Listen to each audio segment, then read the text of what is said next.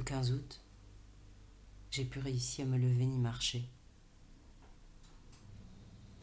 J'ai paniqué, pensé que pour toujours. Les imageries des genoux ont décelé ici où la jambe se plie, 2 épanchements à droite et gauche de synovie.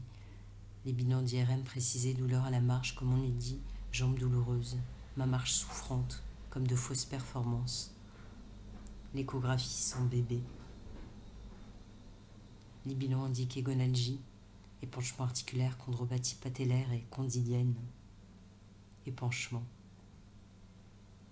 Quand enfin parvenu à me dresser, je vérifiais dans mon ombre que j'étais droite, que les compensations pour soulager l'un ou l'autre genou n'étaient pas en train de perturber la symétrie approximative qui donne une épaule pour une épaule, ne va pas en hisser une dans le creux du cou. Je découvrais le bord du monde, ses rampes, du monde, ses rochers les plus simples, les bancs. 31 pas aujourd'hui, j'ai déposé mes genoux à Nice chez mes parents, j'ai changé marcher contre nager. Les bains militaires, la crique après le port, où les ferries s'en allaient pour la Sardaigne, jaunes paquebots passageaient dans leur ventre. Les canoës portés sur la tête comme une cruche très longue faisaient des enterrements de galets. J'ai couché dans l'eau le pendule inversé que le corps emmène dans la marche, qui emporte sa gravité, son poids à gauche, à droite, à gauche, à droite. Mer, sa terre horizontale, près galiléenne. Un panneau avertissait d'éventuelles méduses et qu'il fallait en cas de brûlure rincer à l'eau de mer et surtout pas à la douce, l'antidote venu de la même eau que le poison. J'enlevais sur les galets mes genouillères, elles abandonnaient sur ma peau une minute encore leurs stries et quadrillages. Les voiliers du club nautique, escadron blanc plein d'humidité sur l'immense étendue d'eau comme son par rapport au temps, les secondes. Je voyais sur les photos dans les yeux, un désarroi nouveau et peur.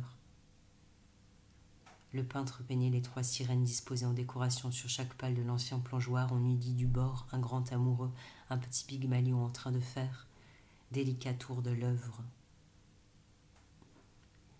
Et comme il s'occupait et peignait les 3, celle du milieu, du haut et bas, on eût aussi dit qu'il hésitait comme Ulysse, choisissant sa sirène.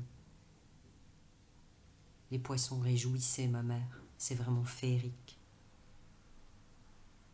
J'ai quitté la marche pour la nage, l'eau assise de la voiture. Mon père me montrait en roulant la suture en ciment appliquée sur la falaise blessée. Le paillon était sec, sans plus d'élan pour dévaler les préalpes à la baie aux anges et noyer la montagne dans la mer. Le rétroviseur faisait sa caméra sans enregistrement, et les grues au loin, leur congrès de fer.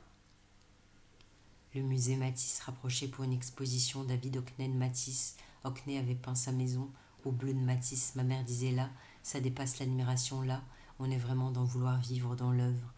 Et je pensais aux poissons. Je me suis assis sur le fauteuil de salle face au repos de la danseuse. Nageuse maintenant, chaque matin, repos de marcheuse. Ma mère avait vu l'exposition déjà. David Hockney trouve qu'il a assez parcouru le monde, maintenant il peint avec ce qu'il a chez lui. Il peint ses fresh flowers à la tablette. On voyait les tulipes surgir du pot-au-lait et les toucher taches de peinture devenir vivantes.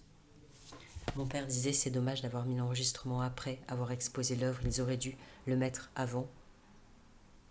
Et ma mère répondait, moi, je trouve que c'est bien aussi de découvrir après.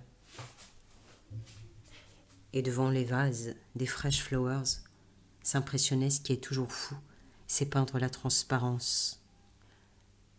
Dehors, dans les arènes de cimier, les joueurs piétanquaient de pétanque, leurs cannes à aimant pour sans se courber ramasser, leurs sémences éparpillées de plomb.